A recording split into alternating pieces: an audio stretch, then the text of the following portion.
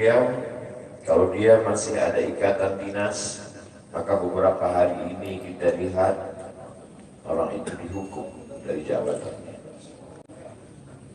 Orang yang mengupdate status kalau menulis nama beliau, maka Instagramnya akan diblokir.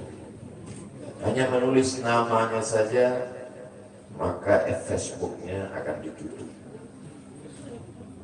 Orang menjadi takut untuk menjenguk beliau, kecuali orang-orang yang takutnya sudah dihabiskan hanya untuk ngomong. Apa dosanya? Apa salahnya? Berapa triliun negeri ini pernah dirugikan? Nikel, uranium yang pernah dijualnya ke luar negeri. Berapa BUMN perusahaan yang pernah dijualnya aset-aset negara? Ada yang pernah dia jual? Dia hanya mengajak anak muda yang selama ini pecandu narkoba menjadi bertobat kepada Allah. Dia hanya membangkitkan semangat anak muda yang selama ini berzina menjadi orang-orang yang takut kepada Allah. Dia hanya mengajak mereka yang memakai baju hitam, pakaian hitam, berubah menjadi pakaian putih. Mereka berusaha untuk memutihkan catatan amal baik mereka di hadapan Allah. Dia hanya menyadarkan umatnya supaya sadar bahwa politik itu penting. Angkatlah pemimpin yang adil dan amanah. Dia hanya sedang mengajak umatnya supaya jangan memilih pemimpin kafir. Salahkah perbuatannya? Tidak. Dia tinggal di negara demokrasi. Dalam dunia demokrasi, siapapun berhak untuk mengajak menyuarakan kebenaran. Dia tidak melawan sultan, dia tidak melawan ulil amri, dia tidak melawan siapapun. Dia hanya melawan ketidakadilan. Hari ini saya berangkat setelah sholat subuh menuju airport, naik pesawat. Setelah naik pesawat, naik mobil. Setelah naik mobil, jalan macet, saya mesti turun naik sepeda motor. Setelah naik sepeda motor pun juga tidak bergerak, jalan kaki. Akhirnya sampai kemana? Dalam hati saya berkata, celaka betul orang yang mengatakan kemarin katanya tidak ada yang menyambutnya. Sudah 3 hari, saya pikir 3 hari tidak ada orang lagi, saya akan datang bisa duduk berdua dengan beliau. Saya tidak datang mau ceramah, saya tidak datang mau tausiah, saya tidak datang mau tabligh akbar. Ternyata yang menyambutnya seramai ini, sebanyak ini, orang berjalan kaki, anak-anak muda berjalan kaki, orang tua, ibu-ibu duduk di pinggir jalan. Apa yang membuat mereka datang kemari? Satu, cinta. Lalu baru ni'aliha ahabu ilayya wa asfali balwaha, kata Qais. Debu yang menempel di sandal Laila lebih dapat menghilangkan rasa sakit dan duka. Hanya cinta kepada Laila, apalagi cinta kepada zuriat Nabi Muhammad SAW.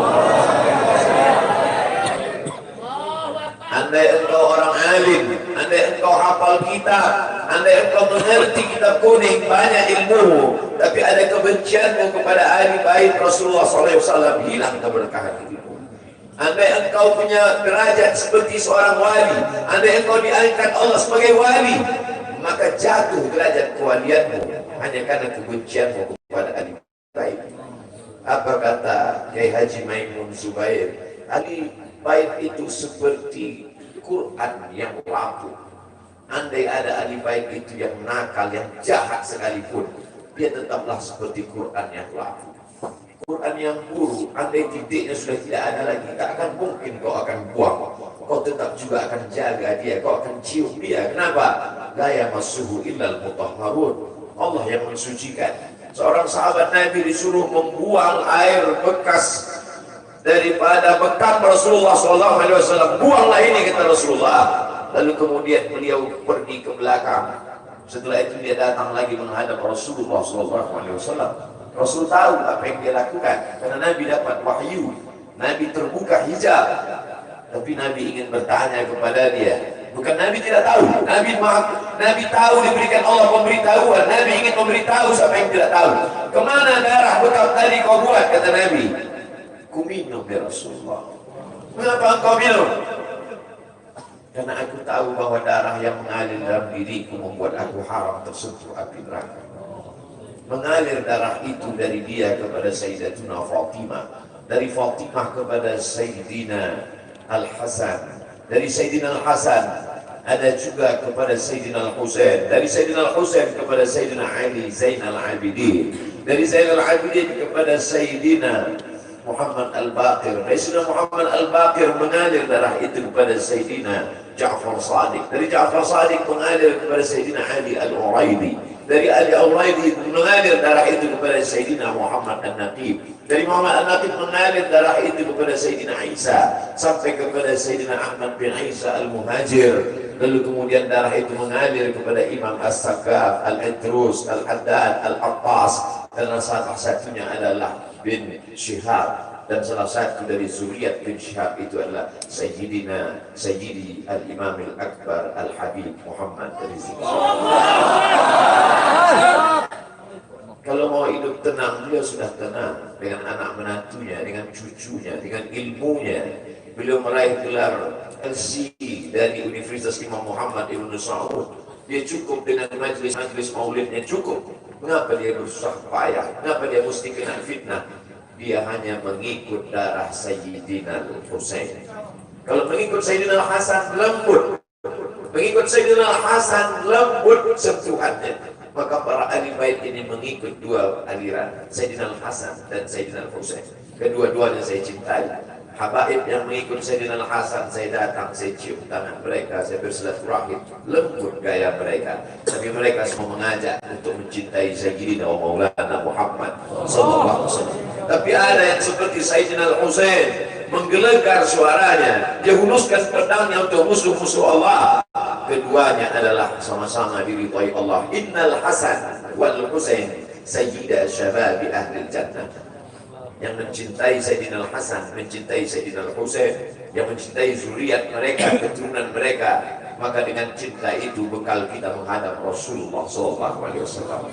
Andai aku dihadapkan nanti menghadap Allah, tahajud tak sebanyak Imam Ahmad bin Hanbal, 300 raka'ah fil yawmi wal layla, 300 rakaat sehari semalam. Andai aku dihadapkan kepada Rasulullah SAW, maka jihadku tidak sebanyak Sayyidina Khalid bin Walid. Setiap jengkal kulitnya, setiap tetes darahnya tak lepas daripada tebasan tombak, anak panah dan pedang. Andai aku dihadapkan kepada Sayyidina Maulana Muhammad SAW, amalku tak sebanyak Abdurrahman ibn Auf. Lalu apa bekalmu, wahai Abdul Somad? Adakah ceramah-ceramahmu itu bisa kau jadikan bekal menghadap Allah? Tidak. Sebagiannya sudah diambil oleh tatapan mataku melihat berapa subscriber, follower, dan viewer. Abdul Somad mungkin habis amalnya sudah ria. Satu-satunya yang akan dijadikan bekal menghadap Rasulullah hanyalah aku pernah mencintai keturunan Rasulullah. Aku pernah mencintai zuriat. Sallu ala Nabi.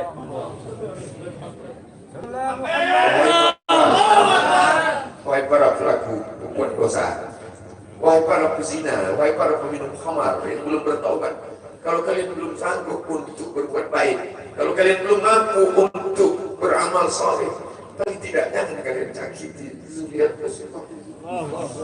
Jangan kalian keluarkan kata-kata, jangan dikeluarkan kata-kata fitnah. Bagaimana kalian akan menghadap Rasulullah? Bagaimana kalian akan menghadap Rasulullah? Pada saat itu seluruh umat berkumpul menghadap Nabi Adam alaihissalam. Kami tidak sanggup berdiri di padang mahsyar ini, wahai Adam. Menghadaplah kepada Allah. Kata Adam, aku tidak sanggup menghadap Allah. Karena dulu Allah berkata, la taqraba hadhihi syajarah. Jangan kau dekati pohon kulbi ini, tapi aku malah memakannya, ya Allah. Mereka datang menghadap Nabi Nuh alaihissalam. Kata Nabi Nuh, aku tak sanggup menghadap Allah karena anakku durhaka. Sa'awi ila jabalin ya'simuni minal ma'. Aku akan naik ke atas bahtera perahu yang bisa menyelamatkan aku dari air. Aku tak sanggup menghadap Allah, kata Nabi Nuh alaihissalam. Mereka menghadap kepada Nabi Musa, aku tak mampu, kata Nabi Musa. Mereka menghadap kepada Nabi Isa, aku pun malu kepada Allah, karena mereka jadikan sembahan di atas muka bumi Allah. Mereka hanya mampu menghadap Sayyidina Maulana Muhammad SAW. Wahai para pezina, Wahai para pelaku dosa, kalau kalian belum mampu beramal soleh, belum mampu bertobat, paling tidak jangan kalian zina zuriat Rasulullah SAW. Bagaimana kalian akan menghadap Rasulullah? Pada saat itu tak ada syafaat. Man alladhi yashfa'u 'indahu illa bi'idhnih. Tak ada satu pun yang bisa memberikan syafaat kecuali Sayyidina wa Maulana Muhammad sallallahu alaihi wasallam. Wahai para pemimpin, yang hari ini kau dititipkan amanah kekuasaan. Beberapa hari ini kau lihat apa yang dilakukan orang kepada Donald Trump. Kurang hebat apa lagi Trump? Negara adidaya, kekuasaan, kaya raya. Tapi ketika kekuasaan itu diambil oleh Joe Biden, kita pun malu melihat video ejekan-ejekan itu. Kalau hari ini kau punya kekuasaan, saudara, sampai masanya kau juga akan mengalami seperti yang dialami oleh Trump. Jabatan itu cabut Allah Ta'ala. Saya masih melihat video bagaimana Bapak Susilo Bambang Yudhoyono sampai ke Pekanbaru beberapa tahun yang lalu. Di depan balihonya disobek. Beliau jenderal, ganteng, punya partai. Tapi setelah kekuasaan itu tak ada di tangannya, difitnah, dibuli, balihonya disobek. Bagaimana agaknya ketika tiga hal itu tak ada pada diri kita. Tidak jenderal, tidak ganteng, dan tak pula punya partai. Fakta biru yang dilakukan. Menangkap ikan di Bukit Selasih. Demikian, terima kasih. Assalamualaikum warahmatullahi wabarakatuh.